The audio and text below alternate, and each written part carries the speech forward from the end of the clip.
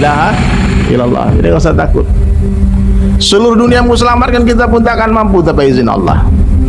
Apa saja yang Allah Subhanahu wa taala kehendaki terjadi pasti akan terjadi. Apa saja yang Allah kehendaki tidak terjadi tidak akan terjadi.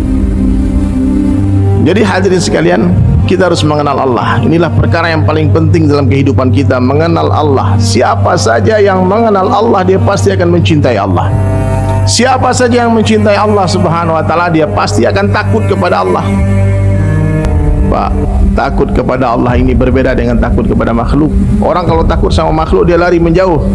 Tapi orang yang takut kepada Allah dia akan lari mendekat, merapat, menyerah, angkat tangan kepada Allah.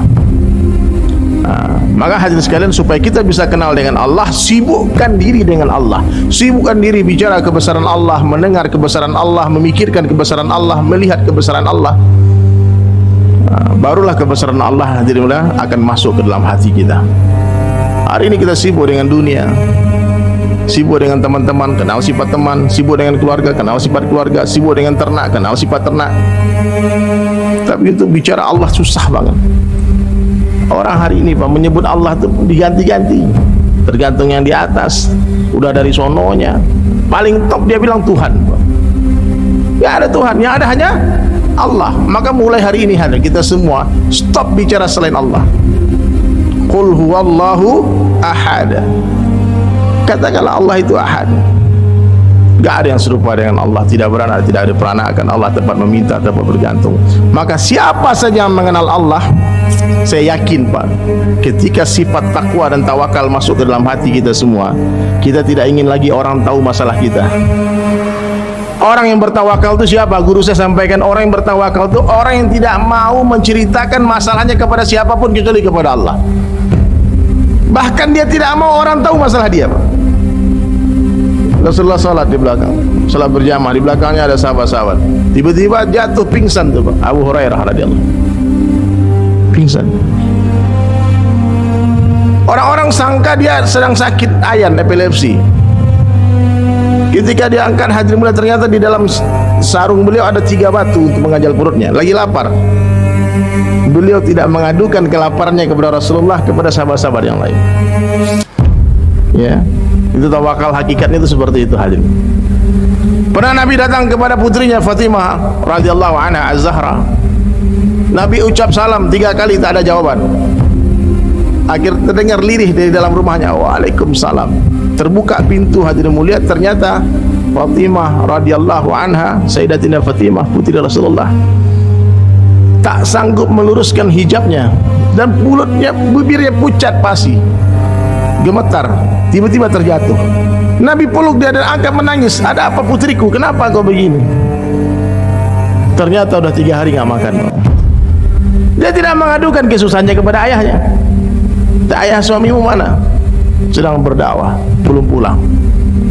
Subhanallah. Nabi SAW katakan, ya Allah maha suci engkau yang telah memberikan kefahaman agama yang mendalam kepada putriku. Kita hari ini Pak ada masalah dikit langsung cari orang kaya, pikir siapa yang bisa bantu saya, bank mana yang bisa tolong saya, dukun mana yang bisa bantu saya. Aina Allah, mana Allahnya. Maka mulai hari ini kita latihan Pak, memperbaiki iman kita. Ini iman ini penting Pak. Yakin sempurna yang berkuasa hanya Allah saja, titik, tidak ada komanya Pak. Yang berkuasa hanya Allah, selain Allah tidak punya kekuasaan.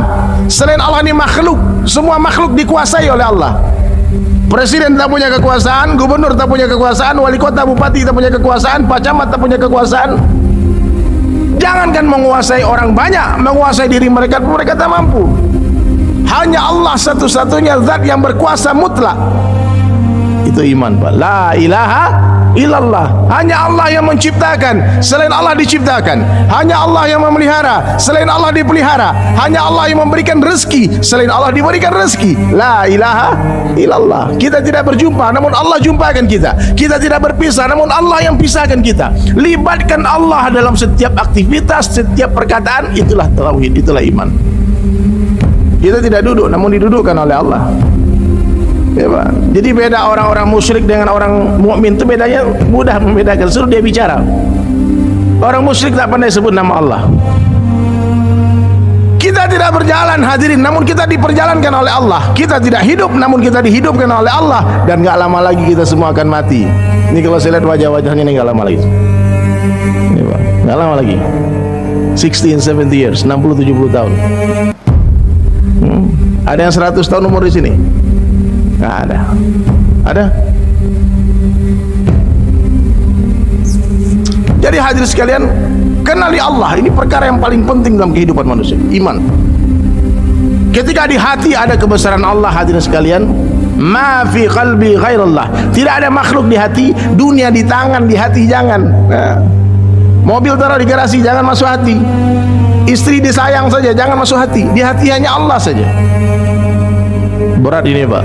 Mengeluarkan makhluk dari hati ini berat. Mengeluarkan anak yang cakep-cakep, yang pintar-pintar dari hati itu berat Pak. Nabi Yakub alaihissalam punya 12 anak laki-laki, 12 orang anak. Satunya gantengnya kelewatan. Siapa namanya? Yusuf. Sehingga 11 orang anaknya Nabi Yakub ini cemburu Pak. Betapa sayangnya Yakub kepada Yusuf. Cinta betul kepada Nabi Yusuf alaihissalam, sehingga Allah cemburu hadirin sekalian. Allah pisahkan mereka 40 tahun Pak. Nabi Ibrahim alaihissalam menunggu kehadiran putranya. Lahir itu Ismail alaihissalam, ganteng anaknya Pak. Cerdas anaknya, masih kecil. Allah tes nih, Ibrahim ini mencintai anaknya melebihi aku atau tidak. Suruh tinggalkan di tempat yang tidak ada tanda-tanda kehidupan, di Bakkah al-Mubarak. Belum Makkah namanya waktu itu Pak, Bakkah. Belum ada bangunan Ka'bah yang seperti hari ini yang kota itu. Nabi Ibrahim diperintah meninggalkan putranya dan istrinya yang tercinta Hajar, ibunda Hajar, bertahun-tahun Pak. Ada yang katakan 13 tahun. Tidak ikut menafkahi anak, tidak ikut menyayangnya anak, membesarkan anaknya. Pulang-pulang anak sudah mulai tumbuh remaja, jadi anak yang saleh. Terpincut lagi hatinya Nabi Ibrahim melihat anaknya yang saleh itu Pak. Allah tes lagi, hei Ibrahim, sembelih itu anakmu. Berani enggak gitu? Betul gak kau mencintai aku melebihi anakmu? Hati-hati Pak, kalau punya anak nih jangan biasa-biasa saja, jangan terlalu cinta. Jangan takut kali Pak sama anak. Jangan takut sekali kehilangan istri. Takutlah hanya kehilangan Allah. Dalam satu hadis qudsi Allah jelaskan, sekiranya kalian semua mendapatkan aku, kata Allah, kalian akan dapat segala-galanya. Tapi apabila kalian kehilangan aku, kalian akan kehilangan segala-galanya. Tidak masalah kita kehilangan seseorang karena Allah, jangan sampai hilang Allah karena seseorang. Tidak masalah kita kehilangan pekerjaan karena Allah, jangan sampai hilang Allah karena pekerjaan. Tidak masalah kita kehilangan pangkat, jabatan, popularitas karena Allah, jangan sampai hilang Allah karena itu semua Pak. Iya Pak. Ini penting Pak, ini ya main-main ya Pak. Pilihan memuji seseorang, Masya Allah. Lihat keindahan sesuatu yang menakjubkan, subhanallah. Berjanji jangan lupa ucapkan insya Allah. Hilang barang, hilang seseorang, innallahi wa inna ilaihi raji'un. Kalau panas katakan Allah yang kasih panas, bukan api yang kasih panas. Nabi Ibrahim dibakar api Pak, menggigil kedinginan. Bukan es yang masih dingin, Allah yang ngasih dingin. Apa kata Jibril alaihissalam? Ya Rabb, ya Allah, kekasihmu Ibrahim menggigil kedinginan. Ketika Allah perintahkan itu api, ya narkuni bardan, hai api jadilah dingin. Baru Allah lanjutkan firman-Nya, wa salaman ala Ibrahim, berilah keselamatan kepada Ibrahim. Satu orang bertanya kepada beliau Nabi Ibrahim alaihissalam, hai Ibrahim, kapan saat terindah dalam kehidupanmu? Dikatakan ketika aku dibakar. Api tak mampu membakar tanpa izin Allah, pisau tak mampu melukai tanpa izin Allah. Sudah diasah itu hadirin sekalian. Pisau itu sudah diasah sama Nabi Ibrahim alaihissalam. Subhanallah. Jadi hadirin sekalian, Allahu Akbar. Besarkan Allah. Berhenti membesarkan pamanmu, bapakmu, kakekmu, apalagi dirimu. Orang nggak perlu tahu siapa kita, bapak nggak perlu tahu siapa nama saya, dari Sulaiman itu orang mana, sekolah di mana, nggak perlu tahu Pak. Berapa istrinya, berapa anaknya, nggak usah kepo. Jangan orang kepo kan, berapa Pak? Yang perlu kita tahu siapa Allah, karena itu yang ditanya di kubur, man Rabbuka, siapa Rabbmu? Allah. Ya Allah. Maka mulai hari ini puji-pujilah Allah. Ya. Duduk, oh tidak duduk kita Pak, kita didudukkan oleh Allah. Kita tidak berjalan namun diperjalankan oleh Allah. Kita tidak hidup namun dihidupkan oleh Allah. Kita kan tidak mati namun dimatikan oleh Allah. Kita tidak ada tapi kita diadakan oleh Allah. Dunia ini tidak ada, dunia ini pun diadakan oleh Allah. Bahkan surga dan neraka tidak ada, surga dan neraka pun diadakan oleh Allah. Allah subhanahu wa ta'ala itu ada sebelum seluruh makhluknya ada, dan Allah subhanahu wa ta'ala akan tetap ada setelah seluruh makhluknya sudah tidak ada. Seandainya seluruh makhluk sepakat mengatakan Allah tidak ada, Allah akan tetap ada, Pak. Ateis semua orang, nggak percaya ada Allah, kata semua sepakat manusia. Allah akan tetap ada. Kenapa demikian? Karena Allah itu ada sebelum kata-kata ada itu ada, dan Allah subhanahu wa ta'ala akan tetap ada setelah kata-kata ada itu sudah tidak ada lagi. La maujud illallah, la ilaha illallah. Kalau di hati sudah ada iman, ajib, barulah kita seperti para sahabat salafus saleh. Orang-orang, kata Nabi, sahabat-sahabatku seperti bintang-bintang di langit. Kau ikuti salah satu dari mereka, kalian selamat. Wasabiqunal awwalun minal muhajirin wal ansar. Orang-orang awal yang masuk Islam dari kalangan muhajirin dan ansar. Walladzina tabauhum bi ihsan, dan orang-orang yang mengikuti mereka dengan baik. Radhiyallahu anhum wa radu'an. Allah ridha kepada mereka dan mereka ridha kepada Allah. Iman mereka sempurna, Pak. Mereka yakin betul rezeki yang halal akan dihisab, yang haram akan diazab. Sehingga doa mereka beda dengan doa kita, Pak. Doanya Nabi, Pak, kita kalau aminkan kita tak mampu mengaminkan doa itu. Ya, saya pernah dulu di majelis, ustaznya doa, ya Allah berkahi hidup kami, amin. Ya Allah berangkatkan haji umrah, amin. Ya Allah angkat penyakit kami, amin. Semua. Satu ketika ustaznya ngomong, ya Allah hidupkan kami dalam keadaan miskin. Samping saya bilang, astagfirullah, enggak amin ya Allah, ini ya astagfirullah, enggak amin langsung, Pak. Itu doa yang diajarkan Rasulullah dan diaminkan seluruh sahabat. Allah, ya Allah hidupkan kami dalam keadaan miskin. Apa kata sahabat? Aminkanlah, Pak, aminkan, Pak, amin.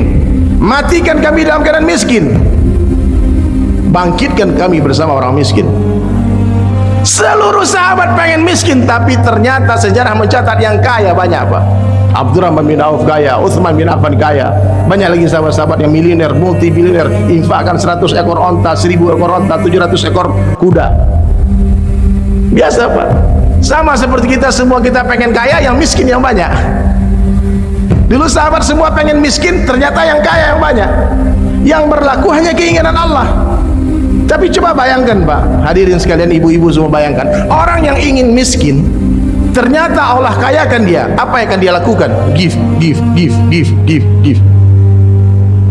Ringan tangan dia bersedekah, bangun masjid habis sebenarnya. Ada jamaah dakwah berangkat, ada bantuan orang bencana alam habis, miliar, 2 miliar, 3 miliar, 10 miliar, 100 miliar. Sahabat itu untuk diri mereka 10.000 rupiah, Pak, hitung-hitungan, Pak, kalau sekarang dirupiahkan. Tapi 10 miliar untuk akhirat, foya-foya mereka. Mereka faham hakikat rezeki. Rezeki itu apa yang sudah kita makan, apa yang sudah kita pakai, dan apa yang sudah kita infakkan di jalan Allah. Siapa? Jadi tanda-tanda iman itu apa?